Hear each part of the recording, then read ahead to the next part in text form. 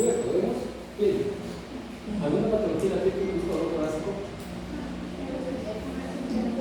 Un herpes zóster, correcto. Pasamos a piel, pasamos a celular subcutáneo. ¿Una celulitis puede aparecer ahí? Claro que sí. ¿Qué más? Más profundo. Hueso. Una patología de hueso que produzca dolor torácico. Una osteomolitis, una neoplasia ósea, correcto. O una lesión secundaria por una metástasis, correcto. Muy bien. ¿Qué más? ¿Sí?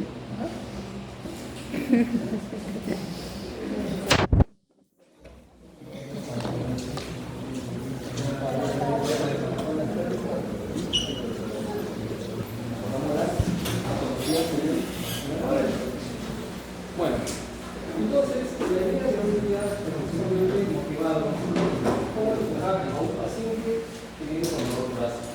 Siempre una actividad uno, por supuesto, y el sistema técnico por medio uno. Por ejemplo, que es el tema de esta tarde. Bien, desde el punto de vista estadístico existen muchas mediciones. Una de ellas, ¿no? La mayoría son aquellos correspondientes a los pacientes que acuden a un establecimiento de salud. Porque muchos pacientes pueden estar en su casa con dolor torácico, ¿no? Y no vean, digamos, el censo correspondiente de sintomatología a nivel estadístico. Entonces, de acuerdo a ello, en esta revisión, por ejemplo, nos está hablando de los dolores torácicos. La décima parte o la quinta parte corresponde a los signos químicos hormonales seguros, de los cuales la tercera parte se trata a un misma ST elevado. Y sin embargo existe un subregistro de pacientes con Zika que no son diagnosticados a tiempo o de repente porque son oligosintomáticos. No todos sus empiezan con dolor torácico. Acá la data del Ministerio de Salud.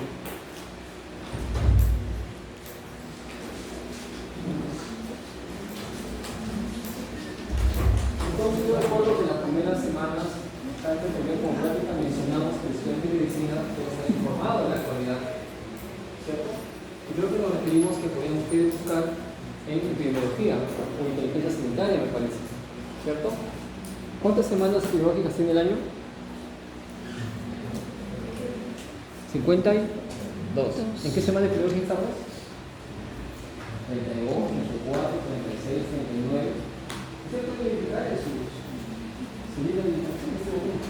¿Por qué es importante, jóvenes? Porque justamente los boletines, ¿no?, de epidemiológicos nos dice por regiones cuáles son las patologías más frecuentes en esta semana. Y podemos estar preparados ante cualquier brote epidémico o cualquier enfermedad que esté haciendo una reemergencia. Esta información son datos de defunciones, por ejemplo, en hospitales nada más. O sea, las personas que han acudido a un hospital. Y después pueden apreciar ustedes que el infarto miocardio sigue siendo una de las principales, o está dentro de las 10 principales causas de fallecimiento de los pacientes. ¿Correcto? Muy bien.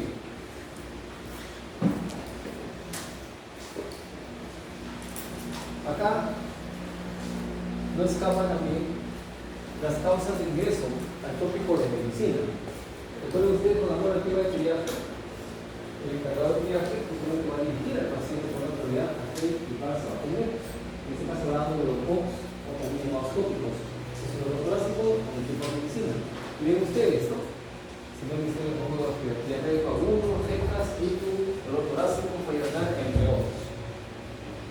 Bueno, ahora sí vamos a hablar sobre el dolor torácico. Es un recuerdo lo que ustedes de repente habrán visto de medicina 1. Y que tenemos asignaturas en neumología, en cardiología, en cirugía de tórax, o de gente, hasta inclusive hasta gastroenterología, pueden encontrar síndromes, pueden encontrar enfermedades, pueden encontrar sintomatología que van intersecando, es decir, puntos en común, pero puede llegar a cierta confusión en el enfoque clínico inicial. Viene una emergencia de tener todo ese abanico de posibilidades. Y como repito, no tenemos todas las enfermedades en conjunto al 100%, por lo menos acordando de la anatomía. Eso nos ayuda mucho a los casos. ¿Y qué pueden apreciar? ¿No? Miren la localización del dolor en el primer cuadro superior. ¿No? Hablamos del dolor retroesternal. Ustedes muy bien han presionado, puede verse en un cambio local hacia una pericardite. Sin embargo, existen otras que hacemos en profundidad, en el esófago.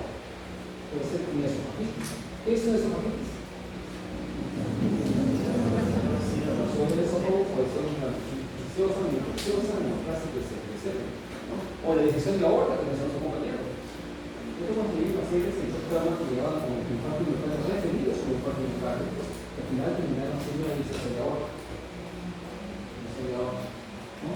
Y tenemos que rápidamente tener una ambulancia aérea hasta mejor para que sea operado. Después de la referencia fue muy bien, no vamos a ver llegado, y realmente se ve también la ambulancia. Bueno, seguimos de lesiones del intestino y varias secundarias, también en el volumen pulmonar, que es un tema que vamos a dejar con ustedes. Después de la prevención retroesternal. Bajamos un poquito, ¿no?, a la región del hombro, miren ustedes. Si mencionamos dolor de hombro así a secas, ¿en qué pensarían ustedes? En primera intención, una bursitis, una artritis, hasta un traumatismo, una tendinitis, todas las citis de reumatología, ¿cierto? Pero miren, qué curioso, una isquemia miocárdica. ¿Será cierto eso? Por supuesto. Entonces nosotros tenemos una mixtura de congelación clínica, es decir, en emergencia no hay que descartar, como decimos en la práctica, para evitar el error tipo 1, ¿correcto? Entonces, miren, de pericarditis, derrame pleural, dolor cervical. Pasamos a la región interescapular, estamos en la zona posterior, ¿no? Puede confundir con estructuras tanto torácicas como de abdomen. Así una colecistitis puede simular ese dolor o presentar como localización de una pancreatitis. Bueno, y así podemos seguir enumerando. Lo que sí quisiera que quede bien claro, esta localización que muchas veces puede llevar por frecuencia a una confusión, el famoso dolor epigástrico. Entonces usted va al paciente, llega, tengo dolor en la boca del estómago, lo examinamos, casi nada, pero tengo un dolor profundo. Entonces, ¿pensaríamos en epigastralgia como probable infarto y miocardio? A primera vista, ¿qué herramientas necesitamos para llegar al SICA? Pues de eso se trata esta tarde, de justamente cómo tener esas preguntas claves para llegar al enfoque clínico. Entonces, cuando hagamos la parte de electrocardiografía, van a ver que unos cambios de ST elevado en cara inferior coincide con la sintomatología en epigastria. Hay pacientes que han llegado a la emergencia, ¿no? Gastritis, ¿no? Que en paz descanse la ranitidina, ¿no? Bueno, ya no existe, ¿no? Omeprazol y otros, vamos a darle, pero al final no evaluamos el contexto del paciente, es decir, el tipo de paciente que estamos atendiendo. Y al final resultó ser infarto diafragmático o de cara inferior.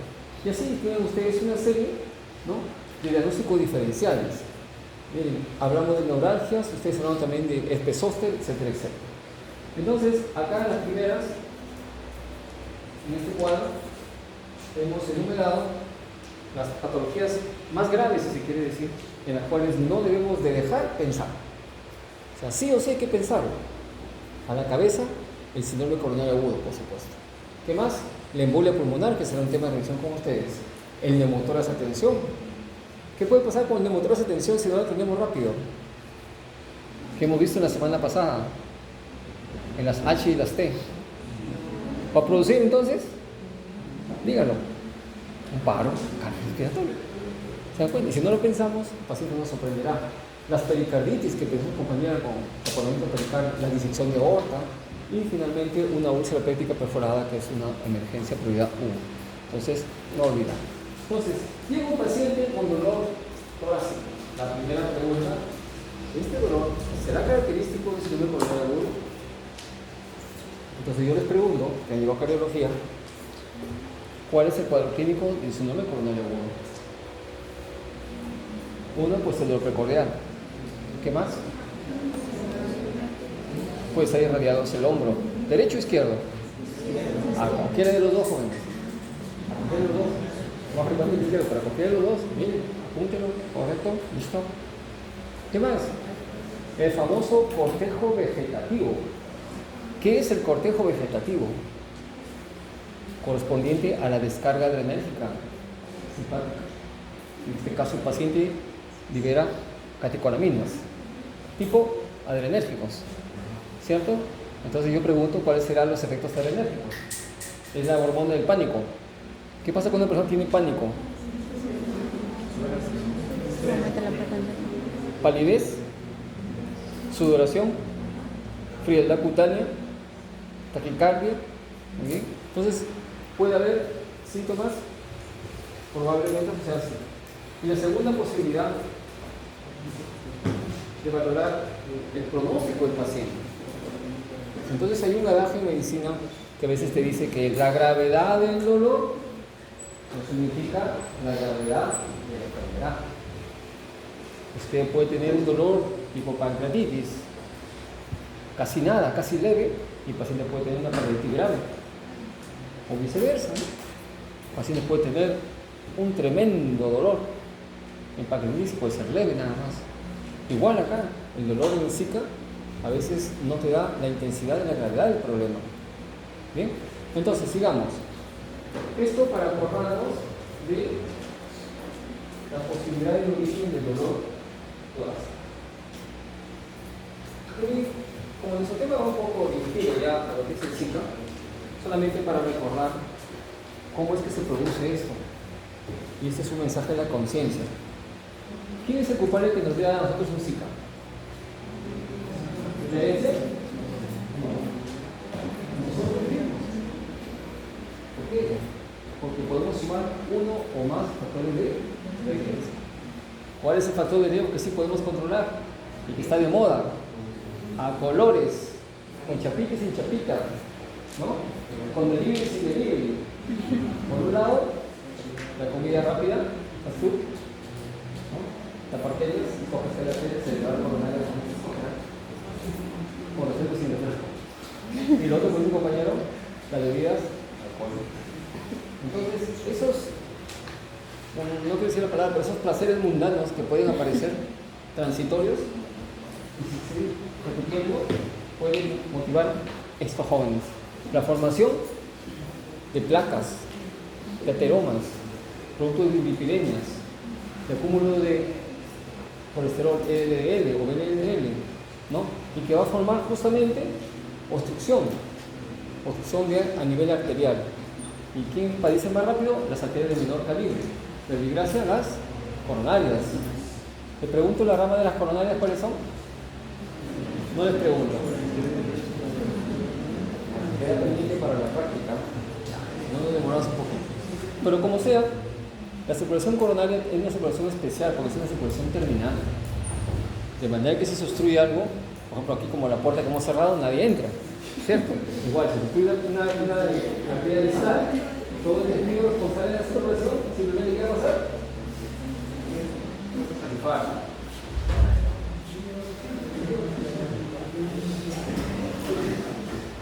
Bien, seguimos. Entonces, esta obstrucción, que no es de la noche a la mañana, por supuesto, pero sí se va a manifestar como armonía, es consecuencia de que poco a poco se va acumulando el número de las arterias. Cuando la obstrucción es total, estamos frente a un infarto miocardio que es elevado. ¿Correcto? Cuando la obstrucción es parcial, puede ser una angina inestable o un infarto sin ese elevado. Vamos a ver el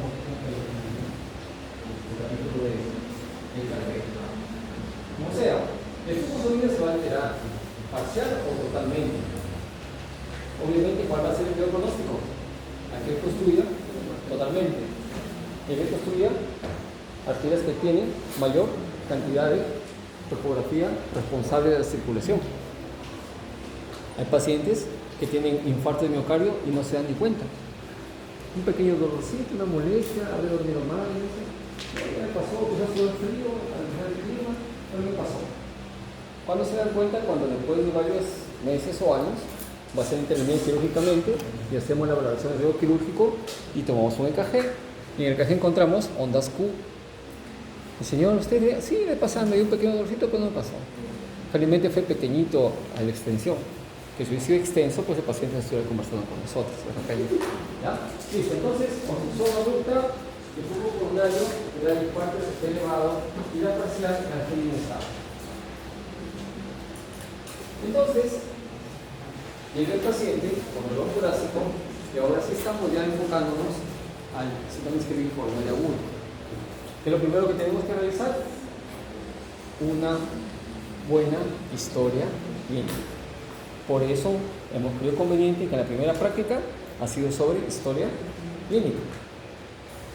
¿Recuerdan ustedes la secuencia de las preguntas? ¿No? Cuando hablamos de cómo preguntar cefalea, cómo preguntar tos, cómo preguntar diarrea, contra fiebre, dolor abdominal. Somos los ejemplos en práctica, ¿cierto?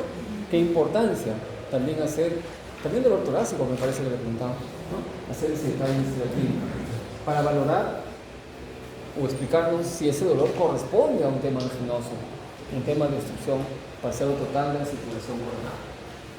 Segundo punto de la historia interesante es valorar si el paciente ya tiene una enfermedad arterial coronaria. Si el paciente llega a la emergencia, dice, doctor, tengo dolor en el pecho. Dice, doctor, pero esto ya lo tengo ya hace como 5 años y me dijeron que tenía mal el corazón. ¿Ustedes pensarían que en primer lugar en otras patologías?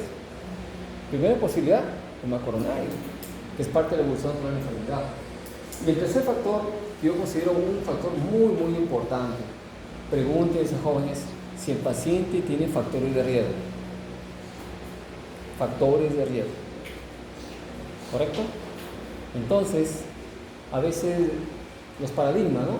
Pacientes de 20 años, 25 años, dolor en el pecho, ¿no? Pensamos muy rápidamente, no, es un problema de ansiedad, no, por traumatismo, he hecho mucho ejercicio y no pensamos en los factores de riesgo. Cada vez están llegando a emergencia pacientes más jóvenes con enfermedad cerebrovascular, con infarto de miocardio, con neoplasias. En ese orden están llegando. Entonces ya cambió la epidemiología de las enfermedades que dicen los textos clásicos. Nuestra realidad puede ser también diversa y dispersa. ¿No? Estos factores de riesgo. Vamos a conversar más adelante cada uno de ellos, ¿correcto? Entonces, definir bien en la historia clínica si el dolor corresponde a una angina o no. En segundo lugar, valorar si tiene enfermedad arterial coronaria previa, ¿no? Y los factores de riesgo que vamos a enumerar. Simultáneamente, y como dice la guía del protocolo, en los 2 primeros minutos, o hasta 10 dicen algunos, tomar un EKG. Por eso es vital y primordial para ustedes que el 100% de estudiantes sepa tomar el EKG y a la vez interpretar el EKG, porque eso va a salvar vidas y eso a ustedes va a sentir mayor, digamos, ¿no? Fortaleza para sus enfoques clínicos y sobre todo el EKG para verificar los cambios isquémicos, ¿correcto? También en el parámetro que vamos a evaluar están los biomarcadores cardíacos. Ustedes ya lo conocen. Las troponinas, ¿no? ¿Qué más? Algunos dicen hemoglobina que lo tenemos en este medio, la CPK de repente, ¿no? Y otros. Entonces, justamente para ver si estamos frente a una necrosis cardíaca. Vamos a entrar en detalle más adelante. Las imágenes nos van a ayudar. Desde una radiografía simple de tórax hasta una ecografía. En Chocama tenemos una ecografía y valoramos rápidamente, ¿no? La cinesia, el FED y todo eso. Y finalmente, bueno, la patología, que es el paciente, pues, ¿no?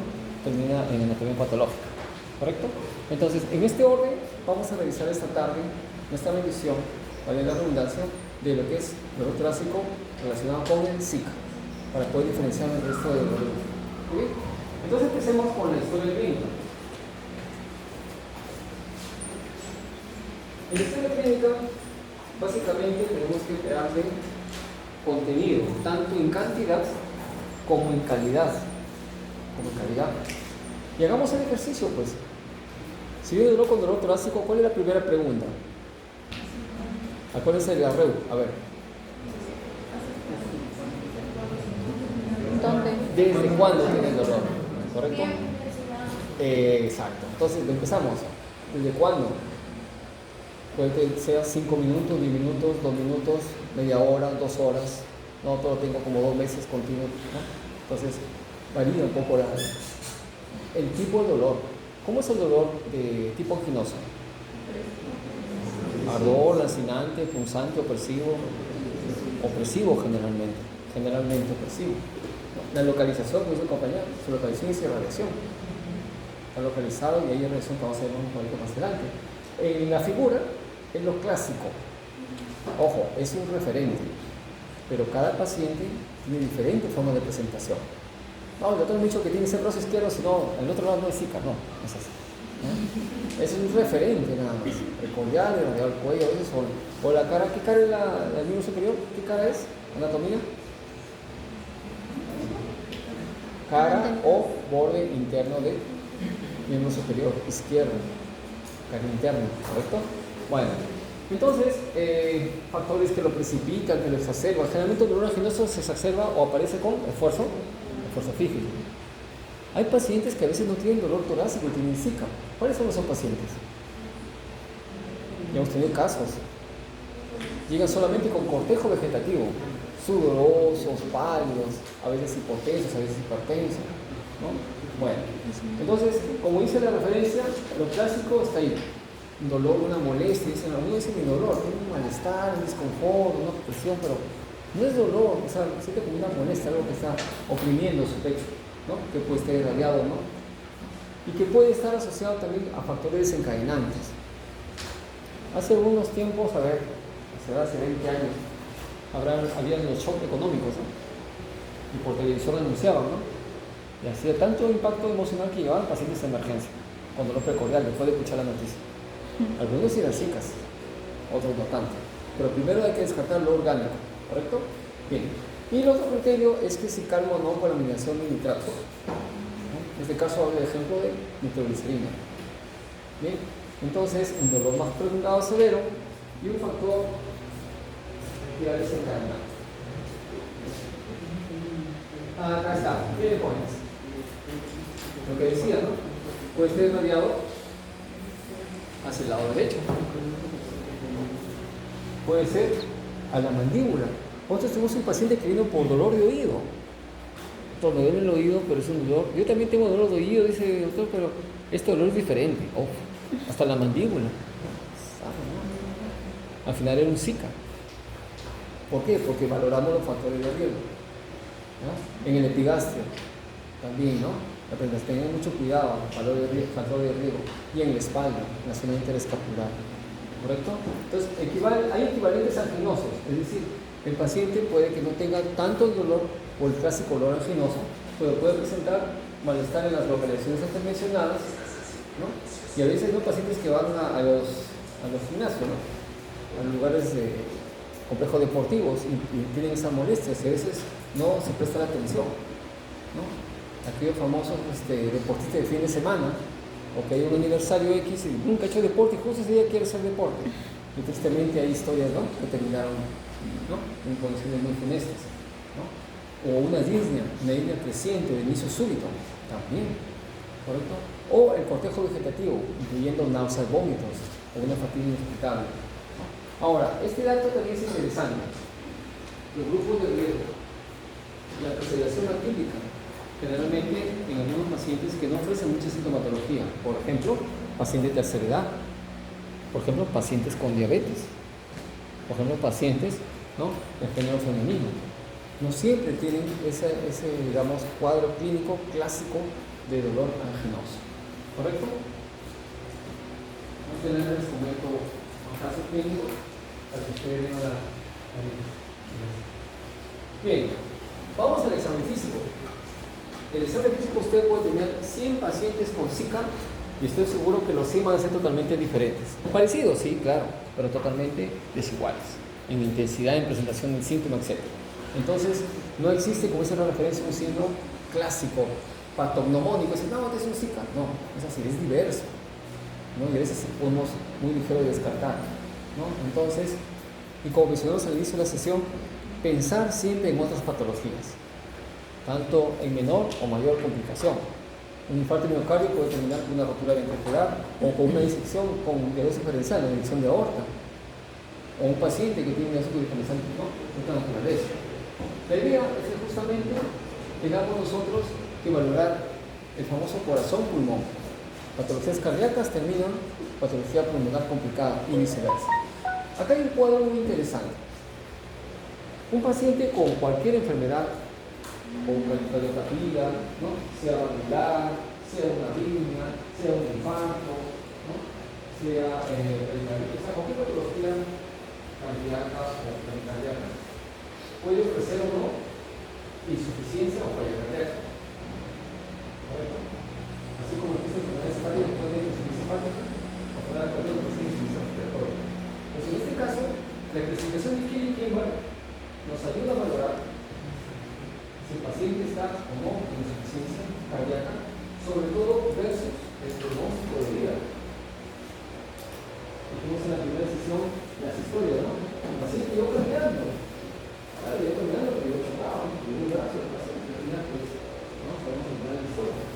puede suceder. Especifica del 1 al 4. Este QT-bar es para valorar la talla cardíaca y pronóstico. ¿Correcto? Entonces, como usted puede apreciar, ¿no? Paciente clase 1 que dice que no tiene talla cardíaca. Puede tener su SICA, puede tener su valorativo, su orina cardíaca, cualquier enfermedad, pero al final no está haciendo talla cardíaca. Entonces, el pronóstico de vida, perdón, de mortalidad, no pasa del 5 o 6%. Tiene buen pronóstico. Podría llegar a tener un impacto local, pero no tiene talla cardíaca. Por eso entonces se paga de acuerdo a la restricción, por supuesto, tiene tomatorio, no se sabe. Pero si el paciente ya tiene, por ejemplo, crepitantes, ¿no? ¿Eso es crepitante?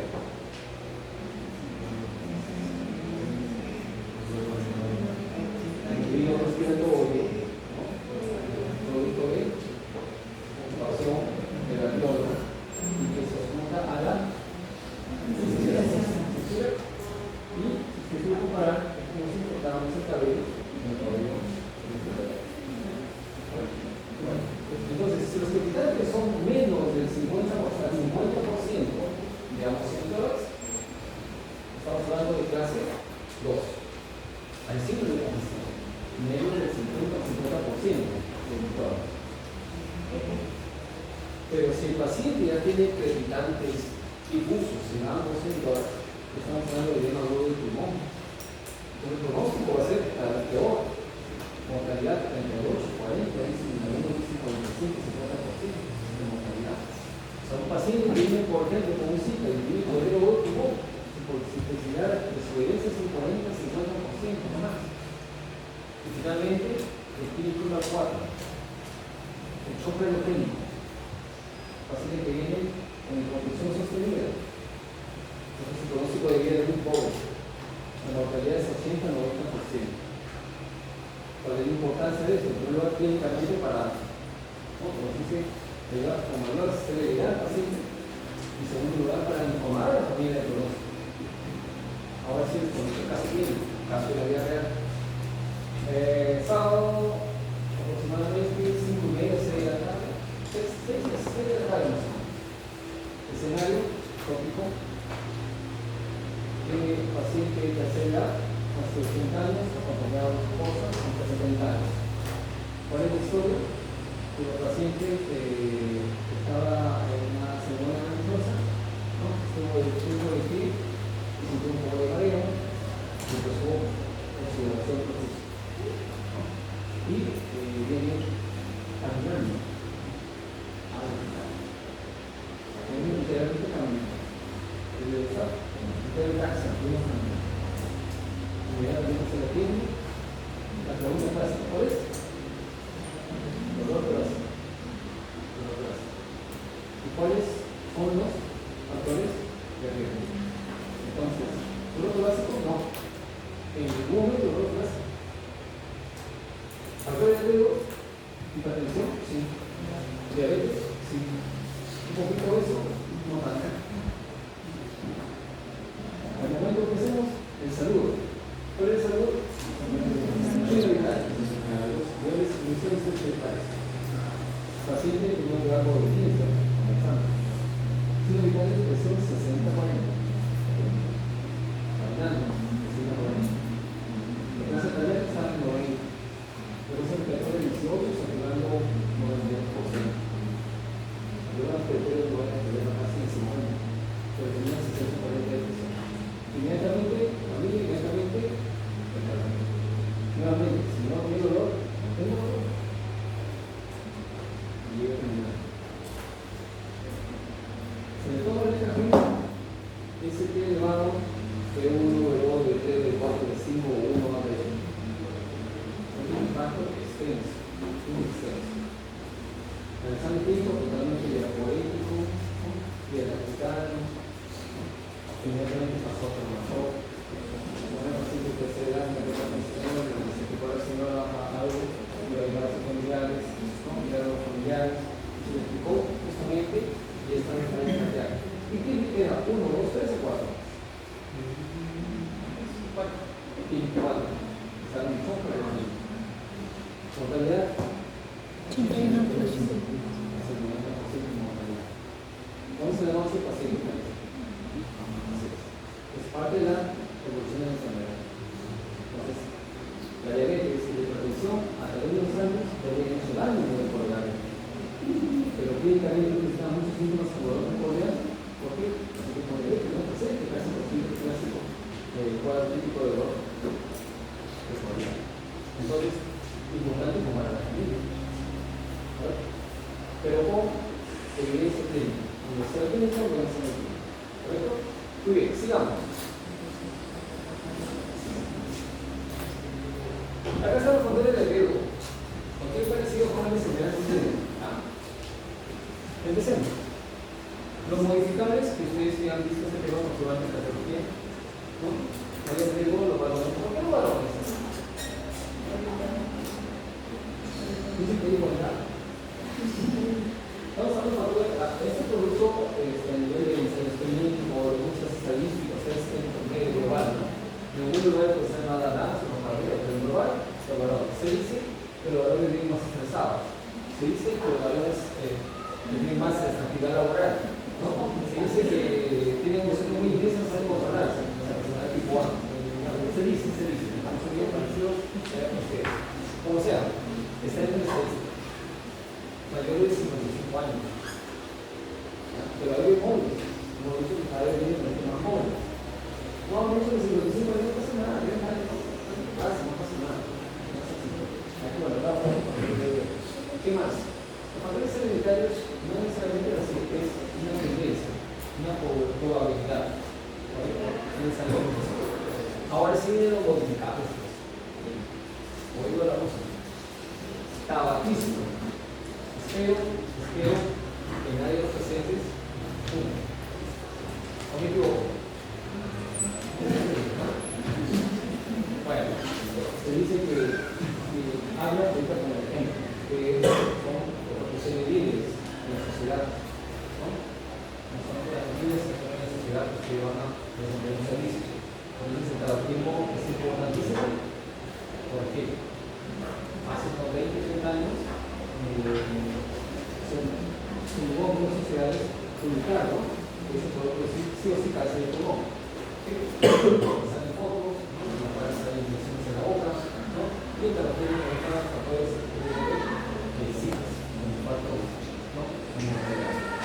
El segundo punto, la dislipidemia. ¿Qué es una dislipidemia?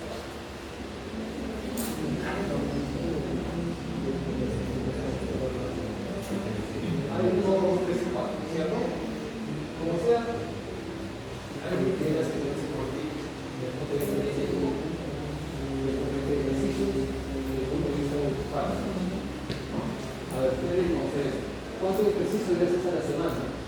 Vamos a revisar la clase de 25 de años. ¿Cómo queda? ¿Cuántos minutos a la semana? A la semana.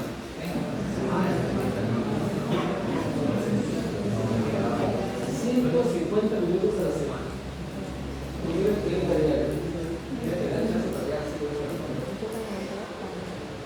para crear efectos seguros y sales. Vamos a detallarnos eso por los mandamientos. Puede ser por hipercolesterolemia, puede ser por hipertrigliceriemia, o puede ser por ambas. El factor diurético también es importante, ¿no? La famosa dieta mediterránea, ¿no? Por la dieta DASH, ¿no? Que trabaja en sal. Y otro factor, la hipertensión. La hipertensión de tiempos anteriores se conoce como el enemigo silencioso. ¿Se han tomado la presión ustedes últimamente? Sí. ¿Saben si padecen de hipertensión? Todavía no. ¿No lo saben? ¿Es fácil de saber o no? Ya, entonces, lo primero que vamos a hacer en la práctica, que es esta semana, a tomarse la presión todo. ¿Ya? A ver qué les parece. A veces hay sorpresas. ¿Correcto? Contar que no seas hipertensión de la bata blanca, ¿no? Bueno. Ya. Bueno, entonces, la hipertensión es un factor que sí hay que corregirlo, ¿no? Se dice que los eventos cardiovasculares más frecuentes con cuadros hipertensivos se da en la mañana, 5, 6, 7 de la mañana.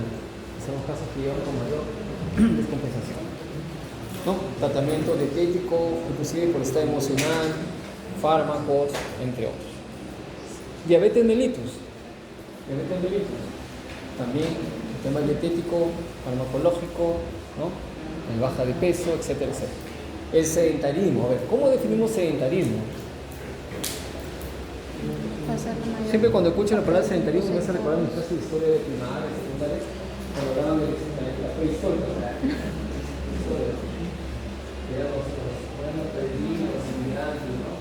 Han llegado a lado, y también son sedentarios, se organizan, ¿no? Empieza la agricultura, la ganadería, empieza con el mental. O sea, el sedentarismo es la imposibilidad, ¿no? Cuando estamos prácticamente sometidos por el desarrollo de la ciencia. A ver, si les habla de niños, el canal de televisión tenía para 5 canales, pero nosotros tenemos un solo canal más. Y solo pasan videos de niños, ni siquiera de qué cambiar, ya, más antena, más canales, ¿no? Entonces tienes que cambiar los canales. Ahora tú tienes 200 canales, algo así, ¿no? Con HDS, HD, todo. ¿Y qué hacemos? El control, si quieres, lo haces así, sin mirar. No, sobre todo, para el ejemplo de intentar expresarse, para cambiar un canal de televisión. O lo otro, ¿no? La tecnología, ¿no? Hasta para estudiar, estamos sentados, 5 3 horas sentados. Cuando usted dice la economía es una parte en la que vemos los fútbol simultáneos, ¿no? Porque para evitar generar la edición. Se dice que ustedes pueden por lo menos desplazarse cada 20 minutos, que no sé lo que es, que es el niño, ¿no? Todo eso, es importante. Bueno, entonces el mecanismo también lleva a riesgo la obesidad. ¿Cómo medimos la obesidad? También dice, ¿cuánto hablamos de obesidad? ¿Cómo lo calculamos? Peso. ¿Sabes qué es? Si molestar a nadie, estamos flacos, tenemos asegurado. Estamos gordos, no. Nada está por entender. En ese camino, la obesidad no hay que dejarlo pasar así más. Recuerden que hay obesidad por cantidad de células, y esto es algo número o tamaño de las células. Y el alcohol. Mi hermano no tiene un alcohol considerado. Pero ni siquiera como alcohol llegado a la piel, nada. Se considera la piel.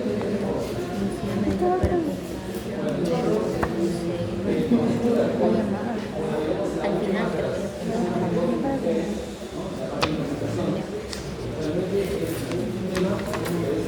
ahí está mi vida.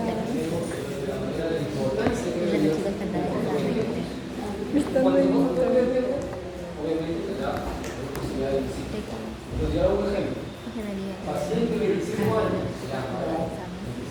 Cálculo que bebe y vuelve a beber todos los fines de semana. Angel se llama. No está ni su número para llamarme. Ya fuma. Y sus familiares tienen diabetes y tal. Sobre todo tomar la presión, no glucosa, no utiliza la vida porque es muy lenta. Llega a la emergencia con el doctor cordial, totalmente sinuoso. Después de jugar un partido y un político de la televisión. Entonces, ¿le sería un sí o no? ¿Y qué haríamos? Y les diría, ¿qué más hacemos? Y le digo, ¿qué? No, el doctor dice que se necesita un café. Le digo, por ese caso, fue de la vida real. Hasta el político fue de la vida real. Y el paciente no se tuvo como un tomar de mi casa. ¿Para allá? Y les hablo esto hace 20 años. Pero de ahí tenía un paciente joven italiano. No llegará todos los días, pero sí existe la posibilidad. Entonces, la moraleja o el mensaje que voy a dejar es valoren factores de riesgo. El paciente tiene dolor primordial o tiene clínica atípica, valoren factores de riesgo. El paciente se quede en observación. ¿Saben ustedes un shock cardiogénico o un grupo que no puede pasar? ¿A trauma? Shock. ¿No? ¿Correcto? Bien.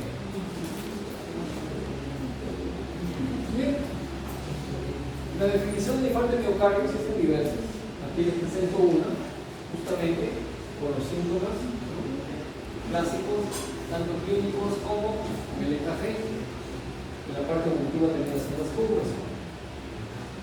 ¿Cómo se clasifica? El tipo 1, 2, 3 y 4 y 5. ¿Sí? Como repito, la diapositiva la presento como un apoyo para el docente, pero no lo voy a leer porque sería que quiere decir que se va a leer, ¿no? Yo les pongo un caso clínico, a mi caso de acá. Paciente que estuvo celebrando su cumpleaños, una guardia de sábado para la noche, a dormir. Puso a su cumpleaños, hicieron la clásica rondita, con uno, con otro, y al final ¡pum! Se le tomó. Llegó cadáver. Y al final se dice como un infarto. ¿Qué tipo sería? 1, 3 o 4. 3. Muerte súbita. Y el certificado de inclusión está considerado la muerte súbita. Ahora, ustedes saben que todo paciente fallecido pasa a la causa. Si no tiene la causa de la muerte, se usa en la clínica, el paciente padece hipertensión y el dolor coronario, entonces son más cosas. Se duda, inmediatamente pasa a la tema fiscal de la descubierta. Bueno, paciente que tiene triglicéridos, obesidad, hipertensión, han hecho estudios de ecocardiografía, ¿no? Se encuentra, inclusive han hecho una cateterismo cardíaco y encuentra una obstrucción de la veceleta anterior. Y le produce un infarto después de 5 meses de la solución. ¿Qué tipo de infarto es?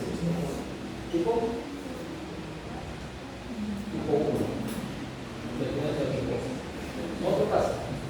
Paciente viene para estudio diagnóstico, lo citan después de 5 meses, lo citan para crear el cateterismo cardíaco de una radiografía. Y en ese momento, ¡pum!, empieza un infarto. ¿Qué tipo es? 4, por ejemplo. El paciente que tuvo un cateterismo, encuentra en el coronel fluidas, ¿no? Hace bypass, ¿no? De la vena del miembro inferior, y al final en el pozo por el pelo, ¡pum!, hace un infarto. Tipo C.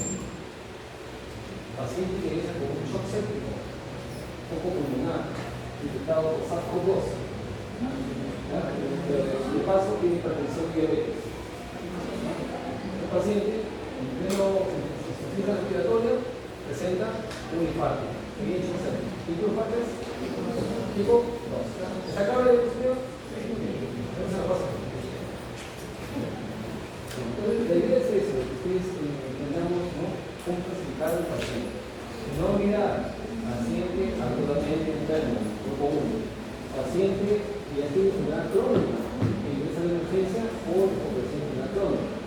Pues el paciente coronario es. Y paciente seguro que tiene problemas de enfermedad crónica, pero por otro problema. De repente el paciente padece problemas por homeopatía, pero ingresa con una fractura de un superior izquierdo. No olvidarte que también tiene por homeopatía, no hay que descuidarlo. No, que la férula es lo máximo. Espérate, vamos a hacer una cosa por eso. Por el izquierdo, por el dolor, hace más oposición y que tenga la segunda cosita. Listo. ¿Hasta acá pueden hacer alguna pregunta? ¿Sí? Muy bien. No entramos al tema todavía. Bueno, acá en esta imagen intentamos evidenciar el cambio de coloración, ¿cierto? ¿Se nota? Muy bien, ¿no? Diferente a esto.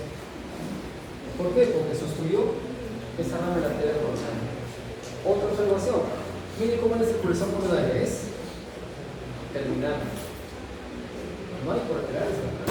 Quiere decir que si sustruye acá, sustruye toda la región responsable. Cuanto más alta sea, el problema, ¿no?, va a ser más extenso la presión. Puede ser total o parcial. Listo. 4 tipo 2, aquí puede ser por un espasmo coronario, o por un coágulo que baja en el cuerpo como un muere coronario, o un paciente con taquicardia. ¿Por qué el taquicardia puede tener un infarto? ¿Cuál es el infarto tipo 2? No lo he dicho. La lanza o parte de mal, ese nivel de la suficiente cantidad de sangre. Pero yo pregunto, ¿en qué momento hay un llenado coronario? ¿Existe o no? ¿Y si hay taquiarritmias? ¿Hay tiempo para llenado? Entonces va a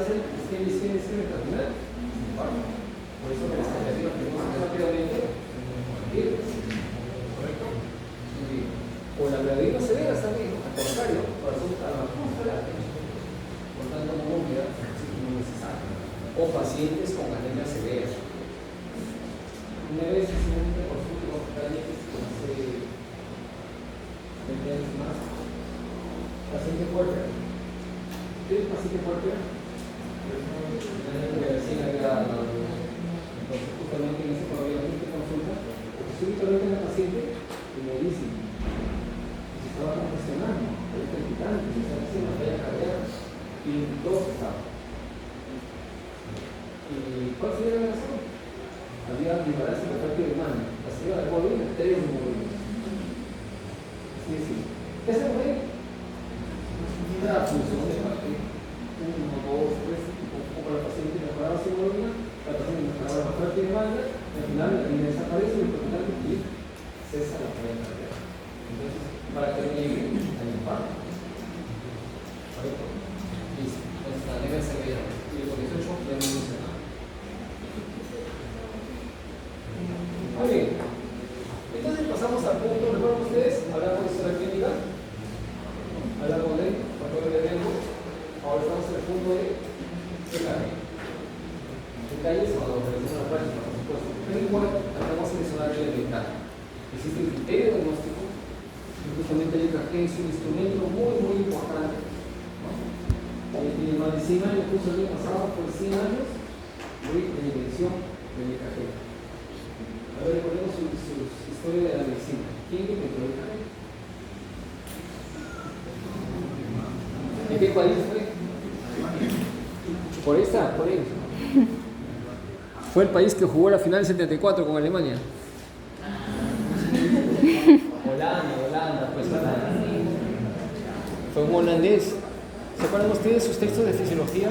El famoso triángulo de... Había un triángulo de la derivación, triángulo de Einthoven. Entonces el holandés Einthoven inventó el EKG, que hasta ahora tiene cuántas vidas está salvando. Y gracias a ello le dieron el premio Nobel inclusive. Y el año pasado, ha sido ya 100 años, ¿no? Porque fue en 1924. ¿No? 100 años han pasado. Bueno, un poquito de historia no está de más. Entonces el EKG, bien calibrado, bien ejecutado la toma de EKG en el paciente, sobre todo interpretado, puede ayudarnos a identificar no solamente el Zika, sino muchas enfermedades. Entonces, el detalle es el siguiente: hasta la mitad, o 40-50% del paciente puede tener EKG normal, sin cambio, mejor dicho. ¿Ya? Entonces viene un paciente con dolor precordial, le tomas el EKG, pero tiene hipertensión, tiene diabetes, ¿no? Personalidad tipo A. ¿Qué es la personalidad tipo A de veras? Aquí llevamos personal tipo A, tipo B. Bueno, personal tipo A ver su capítulo de psiquiatría, psicología mejor. Son los pacientes favoritos. ¿Por qué me miras? Hazlo rápido. No, así no es. Todo el día descarga y descarga litros de adrenalina. ¿Qué hace la adrenalina? Vasoconstricción.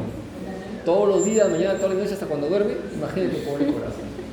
Entonces, es una personalidad. Entonces, un paciente que tiene personalidad tipo A, viene con dolor precordial, con diabetes, hipertensión, y el EKG está normal, ¿qué hacemos?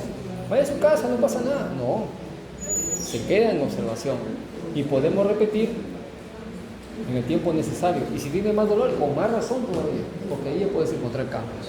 ¿Correcto? Muy bien. Entonces, no olvidar factores de riesgo. Y la evolución de los cambios, ¿no? Como el RCT, el ICT se empieza a elevar, y luego termina la evolución hasta que termina con la Q. Con los detalles vamos a analizar en la práctica. ¿Por qué es importante el EKG? Porque justamente un ST elevado, ¿qué nos dice? ¿Obstrucción total o parcial? Total. Entonces, si viene total, ¿esperamos más tarde que se siga obstruyendo más o no? Tenemos que reperfundir, abrir la puerta para que ellos no queden tarde, etc. Reperfundir, listo, para que todos estén en paz. Listo. Entonces, justamente la reperfusión nos ayuda con la identificación del elevado, para la identificación. Importante, si tienen ustedes en la historia clínica, comparar con el EKG previo. De repente viene un cambio que ya lo tuvo, también con la Q, varios años, pero de repente es un cambio que es nuevo.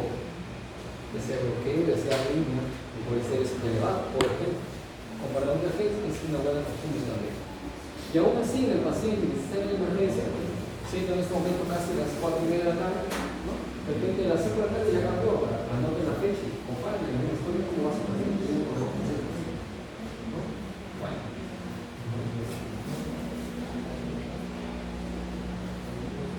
Entonces acá básicamente nos hablan de un ST elevado como criterio de infarto, al menos en dos derivaciones continuas, más dos o más cuadraditos pequeños, que son milímetros, cada cuadrito es un milímetro, tanto porcentaje de vertical. Y también puede que haya un nuevo hallazgo que se llama bloqueo de rama izquierda. Cuando lleguemos, a ver si lo saben. ¿Cómo se manifiesta en el EKG el bloqueo de rama izquierda? ¿Cuál es el clásico trazado de un bloqueo de rama izquierda? Es el de la derecha. Acá está, mira. VRC ancho, ST deprimido, pausa. VRC ancho, ST deprimido, pausa. Tres criterios de bloqueo de rama izquierda. ¿En qué derivación? En los dos extremos. ¿Con qué derivación empieza el EKG? La 1. ¿Con qué termina? La B6. Los dos se comparan, son idénticas. Eso es lo que de la izquierda. Vamos a pasar ese encaje así. Pero como sea, un bloqueo de la izquierda nuevo o reciente, que no va a ser los encajes previos, ¿no? Nuevo, es un criterio, ¿no? Para que sea así. Pero si lo tuvo antes, eso, además. Esto también es interesante. Esta imagen, jóvenes, la vamos a realizar en la práctica, a cada momento, ¿ya? Por varias razones. Pero básicamente acá, es para que usted pueda correlacionar. Cada derivación tiene la traducción de la actividad cardíaca de una determinada zona topográfica del corazón. Sea la cara central, sea la cara inferior, sea la cara lateral, sea aquí falta la cara inferior y sea la cara posterior donde sale el semana. Entonces, desde el punto de vista del EKG, el SICA se puede clasificar como SICA de ST elevado o un SICA ST no elevado. El ST elevado es el clásico infarto miocardio, ¿no? El SICA sin ST elevado justamente está en la línea inestable, pero miren, por tercera vez mencionamos esto, factor energético.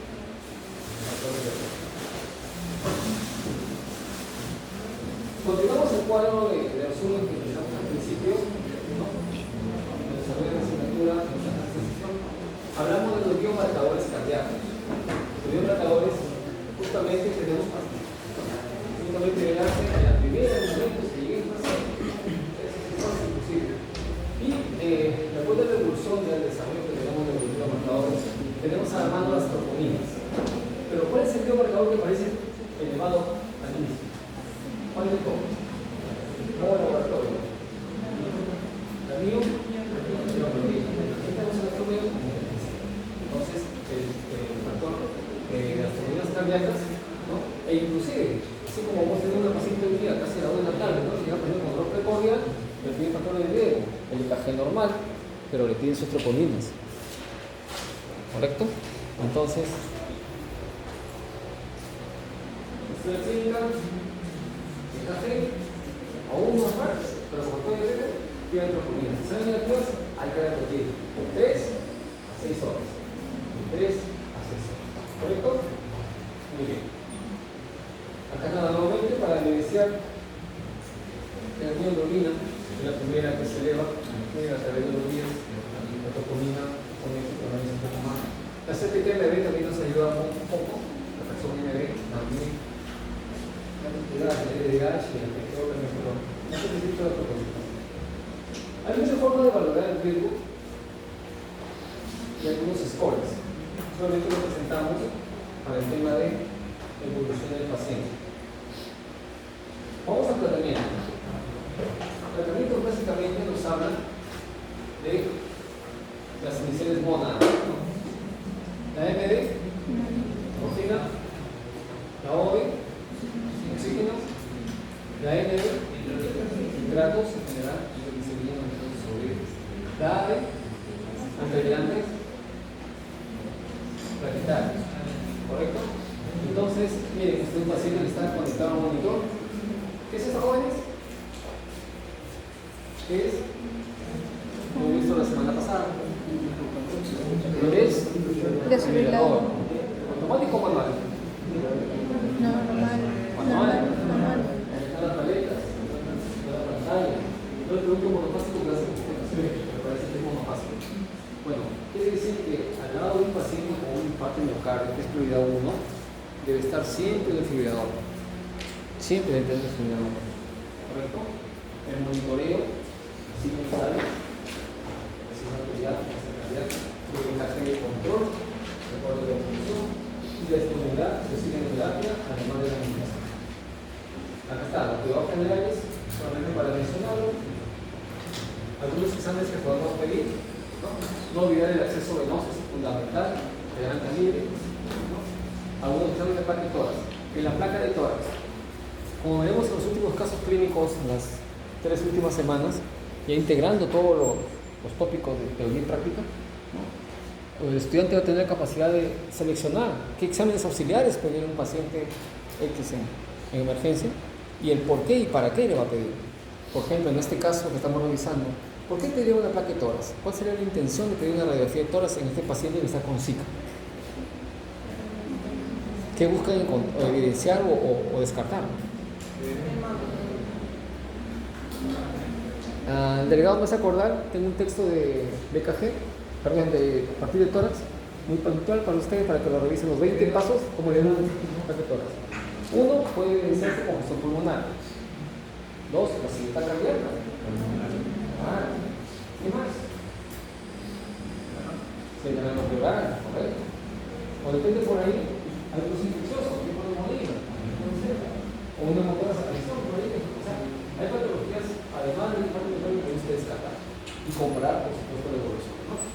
Prueba de laboratorio, desde la hematometría, como el hemograma, hemoglobina, etc. ¿No? La bioquímica, glucosa, creatinina, siempre jóvenes piden un perfil de evolución. Estos pacientes con potenciales candidatos a procedimiento y sí necesitan evolución. Grupo factor y los generada a estos virus. Aquí podemos apreciar, ¿no? De las iniciales lo que corresponde, oxigenoterapia, vamos a decidir el momento aplicar, ¿no? Y que utilizar la nitroglicerina o el de estos virus son igual, o en este caso, si están en el trauma, sería la nitroglicerina endovenosa, ¿correcto? El ácido acetilsalicílico, ¿no? Y los antibióticos, ¿no? Antecedentes planetarios, ácido acetilsalicílico y los antibióticos tipo atorvastatina, ¿no? El monitoreo por el riesgo de que se produzcan arritmias cardíacas. A ver, si alguien recuerda el paro cardiorrespiratorio, en la secuencia de arritmias, ¿cuál es que se ha producido? Primero aparece el trazado visual y luego se transforma en una cordillera que estamos iguales. Y si tiene pulso, ¿qué hago? Y si no tiene pulso, claro, hacemos las conversiones y la verificación, ¿no? Bueno, ese es el juego de dirección. Miren, estos jóvenes también es interesante para ustedes. En algún momento ustedes van a ver a un paciente en su seguro o en su internado, o van a referir a un paciente como tiene un solo, solamente tiene un aire, bueno, hay un poquito de aire para que le pase el dolor. No hagan eso. El paciente sospechoso de Zika. Los aires están contraindicados. Muchos pacientes tienen un diclofenac, ¿no? ¿Por qué? Porque si tiene un infarto, lo debe faltar más, por un lado, por otro lado, va a tener más mortalidad, hacen falla cardíaca, y lo peor, puede haber ruptura de músculo cardíaco. ¿Ya? Entonces, esto, por favor, los AINES están contraindicados, ¿por qué? Aumenta la mortalidad, ruptura de músculo cardíaco, falla cardíaca, y puede reinfartarse. ¿Correcto? Así como en cirugía les dijeron, ¿no? Dolor abdominal que no está identificado, no ven analgésicos, hasta ver la causa. Puede ser quirúrgica, ¿no? Una apendicitis, una peritonitis, etcétera. Acá igual, los AINES en el Zika, no. Está con flecha, o para que no se olvide. ¿Correcto? Entonces, si el paciente tiene ST elevado, podemos buscar la solución total. Por lo tanto, hacemos reperfusión. Y la reperfusión puede ser de dos maneras: la reperfusión farmacológica y la reperfusión por la intervención percutánea, en este caso llamado angioplastía apocateterina, que se fue la mecánica. La farmacología utilizamos el alteplase, ¿no? Y la angioplastía coronaria percutánea primaria va a ser justamente, ¿no?, la intervención percutánea. Miren esto. El tiempo es músculo, y eso lo hemos realizado ya en temas anteriores. Por lo tanto, cuanto más demora haya en la reconstrucción, el pronóstico del paciente va a ser más difícil. Tratamiento antiisquémico, tratamiento antiplaquetario, tratamiento antitrombótico. En el isquémico vamos a encontrar alternativas. En este caso, el nitrato, sulfato de morfina, que pasó en el trabajo. Posterior al infarto, se le puede dar beta-bloqueador de manejo ya ambulatorio, casi como dice. La terapia primaria, estos sí lo deben conocer. Usted está en un lugar que se llama persona de Chiclayo, que lo va a referir con mismo ciclo. Vaya nomás, con su vida y chao. No, utiliza los ingredientes. ¿Cuáles son las opciones? La primera es ácido acetil salicílico. Dosis, según protocolo actual, 300 miligramos. Si usted tiene tabletas de 100, ¿cuántas tabletas van a hacer? 3. Muy bien, no son bien. Y asociado a clopidogrel. La tableta viene de presentación 75 miligramos. ¿Cuánto la dosis? Igual, 300. O sea, ¿cuántas tabletas? 4. Listo. 300 miligramos de ácido salicílico y 300 de clopidogrel. 300 y 100. ¿Puede tener de repente mi esposa tengo de 500? Ya, 500, listo, no hay problema. No, pero 300 miligramos. Y clopidogrel, 75 miligramos, a veces es 300 miligramos. O sea, ¿cuántas tabletas? 4. ¿Correcto? Salvo que tenga más de 30 años. Ahí solamente le das una tableta de clopidogrel, según el protocolo. ¿Correcto? Más de 30 años, una tableta. Bien, ese tratamiento antiagregante plaquetario. Otras opciones, los antireceptores plaquetarios, dos interesantes. Antitrombótica, aquí tenemos dos opciones. O utiliza usted heparinas de bajo peso molecular, enoxaparina, por ejemplo, o se utiliza heparina sódica, ¿no? Heparina sódica. Y finalmente la angioplastía coronaria percutánea, más conocida como cateterina, que va in situ de evidenciar cuando son.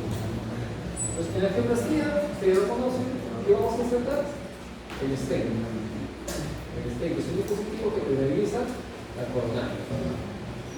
El stent es lo mismo, los nitritos son igual a glicerina o nitratos y también tienen endógenos. ¿Correcto? Los beta-bloqueadores, canales de calcio bloqueadores, es después ya el paciente ha mejorado su infarto. Acá, el manejo de la epidemia se utilizan las estatinas. Generalmente utilizamos 80 miligramos dosis de carga. ¿Correcto? Estatinas.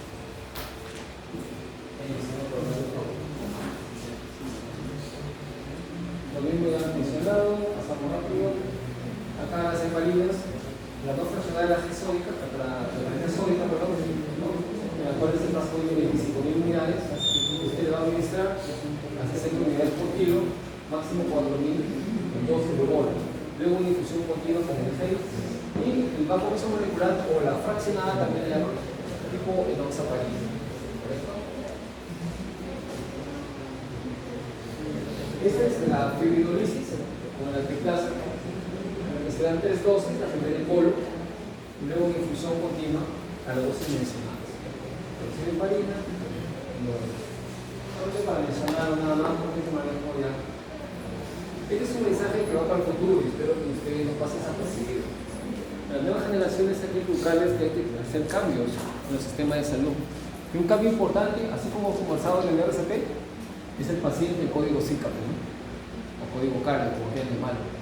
Desde el momento que el paciente tiene un problema, siendo domicilio, en su trabajo, en clase, donde sea, le está llamando, activando el sistema de emergencia. Justamente ahí se identifica el tipo de cita, ¿no? Y sobre todo si va a ser necesario o no, para el tema de perfusión de hemorragia. Vienen los tiempos son fundamentales, ¿no?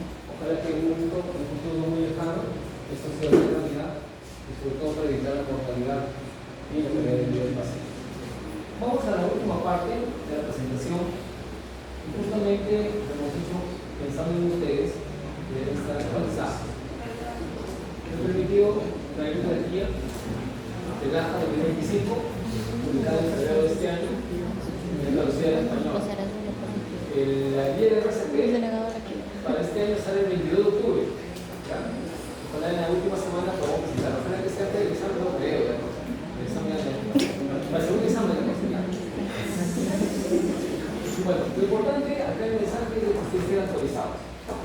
Esta guía vemos tal como está publicada, ¿ya? Pero el resumen, el manejo de pacientes chicas, ¿no? En general. Pues acá, básicamente nos menciona la definición. Cuando hablamos de régimen estable, cuando hablamos de infarto agudo, sin elevación ST y con elevación ST. ¿Correcto? Eso no ha cambiado. En el régimen estable, ¿la obstrucción es total o parcial? Parcial. Parcial. Correcto. Es lo fundamental.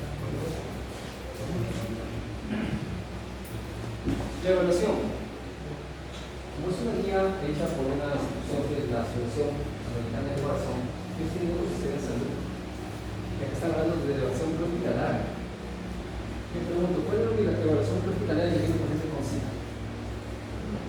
Si están mal en su casa, ¿dónde se va? Perfecto, al hospital, ¿cierto? O sea, el sistema es al revés. ¿No? Primero va al médico, antes del hospital, te evalúa. Ah, no, sí tienes que ir al hospital, te evalúa, te da los primeros auxilios y todo eso. Es el médico que va encargado de ese lograr. Bueno, el prehospitalario debe tomar su caso en los primeros 10 minutos. La troponina y transporte rápido, ¿para qué? Para hacerle pedir, o sea, la intervención prehospitalaria. Pasar los criterios de evaluación. Entonces, en el hospital, ¿qué pasa? El paciente lo conectan al monitor. Vamos a dar prioridad a uno trauma. Para ver si es digna, para ver si es elevado, se va cambiando. Con la repercusión, el ST tiene ya normalizarse. ¿Ya? Y los biomarcadores, digamos, por eso, las imágenes, importante. No solamente la radiografía de tórax, sino también la ecografía. ¿Para qué nos sirve la ecografía? Cambiar valoras la fracción de error. Un tejido de 40, 25%. ¿No? ¿Qué más? Estructura del corazón afectada, infarto extenso, hay una diuremia, una acidez en la zona donde no hay circulación, que es fatal.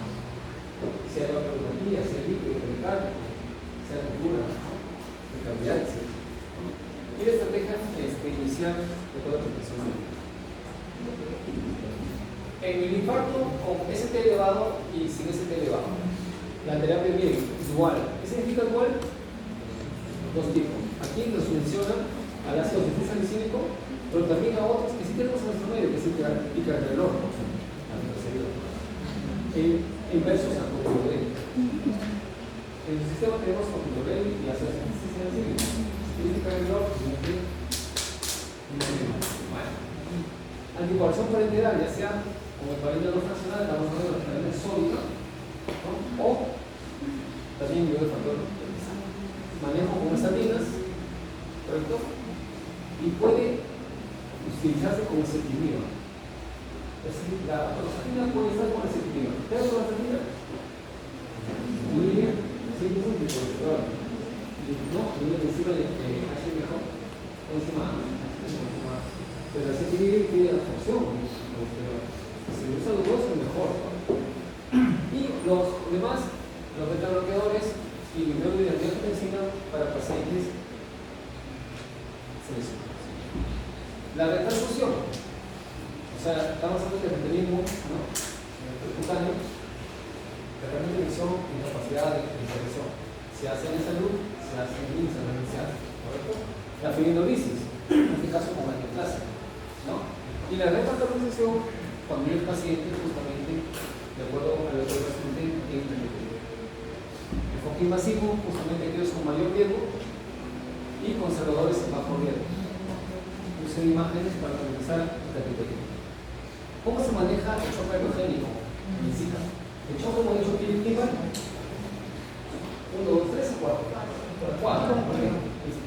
¿Se puede manejar? Sí o sí, no hay vascularización homogénea. Qué rápido, ¿no? El soporte es un control mecánico, utilizar el mecanismo metabólico de igual. La complicación del Zika, manejarlo en las áreas, ¿no? Cuidados críticos, ver el tema de la anemia, hemoglobina aceptable, nosotros puede neumonía baja contribuye a la disciplina cardíaca, ¿correcto? Y ojo, miren, la educación al paciente. Hay pacientes que se salvan, pacientes que hacen puentes, 1, 2, 3, para pero sí, el consumo de control de video. Es más, celebra haberse quedado. Entonces, la parte de educación es importantísima. No solamente para el paciente, sino para los que están detrás del paciente, sobre todo, ¿no? O aprendiendo la experiencia, ¿no? Y los cuidados generales, por supuesto, la prevención secundaria, ¿no? La regulación empírica, o sea, el uso de algunos fármacos. Estos fármacos son de última generación. Los inhibidores de SGLT2 que sirven para la cardíaca, esa renal. Entonces, es un boom estos medicamentos que están entrando ya a la normal de manejo.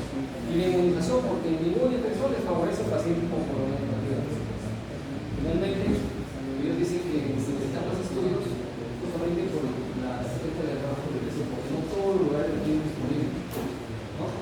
Y ver cuánto dio marcador que podamos tener marcadores más sensibles, más rápidos, de menos costo económico y de terapias farmacológicas justamente para prevención. Aquí estamos hablando de los inhibidores SGLT2, ¿no? Buen tiempo de hoy, vamos a comenzar también. Muy bien. ¿Preguntas, jóvenes? ¿Listo para ustedes? ¿Ustedes? ¿Listos para usted o no? No, usted vaya. Viene un paciente de 40 años de edad, género femenino. ¿Correcto? Su ocupación es docente de primaria, desde los 20 años. ¿Qué más? Antecedentes familiares, fallecido por paro miocardio, dos familiares cercanos. Esta vez ingresa porque es la quinta vez que tiene un dolor cordial en un año. Esta última vez, ya hace aproximadamente 15 minutos, es un dolor muy agresivo que se va hacia la garganta y hacia la espalda. Asociado a un náusea vómitos, sudoración, profusa y cutánea. ¿Bien? ¿Listo? ¿Ya lo tenemos? Pasamos al saludo. Presión arterial 70-40. Frecuencia cardíaca 155 por minuto. Frecuencia respiratoria 24. Saturado 90% activo 0,21. ¿Sí? Pasamos rápido de la memoria inmediata. ¿Sí? Al examen físico, aparato respiratorio, crepitantes, envases de ambos inhibidores, solamente envases. Y los cardíacos, taquiarrítmicos.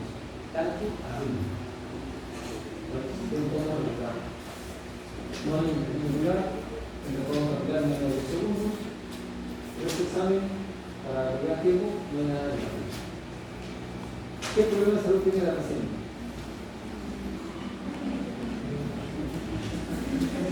Recuerden que los problemas de salud son 3 categorías. 1 es síndrome, 2, enfermedad del fondo, y 3, algo que no son las anteriores. Ahora sí. Recuerden que los datos básicos, ¿cuáles serían? Todo lo que mencionamos son los básicos. ¿Correcto? Ahora, hagamos un síndrome. Si tiene más atención, de vecino de Italia, ¿tiene más atención?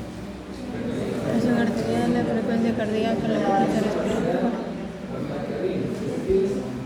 Incluso usted puede ser shock, puede ser, o hipotensión arterial sistémica. ¿Problema de salud?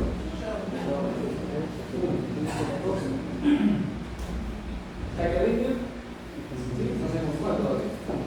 3, dolor, corazón. ¿Algo más? ¿Algo que se tenemos? No. ¿Me tomo un café? ¿Lo tienen ahí? ¿Tomaron? Un buen café. ¿Un café? Y en el café, oh sorpresa, y Ese- es una molecular. Por supuesto, la molecular, además de 150. Es una línea cardíaca. Como la línea está acelerada, por eso no hace buena, ya está, por eso está haciendo hipotensión y está haciendo su ciclo. ¿Qué hacemos? Cuando dejamos con el paro, le damos adelante planetario, le damos anteplaza, cateterismo. ¿Qué hacemos? Uno puede ser anticoagulación, y dos puede ser el manejo de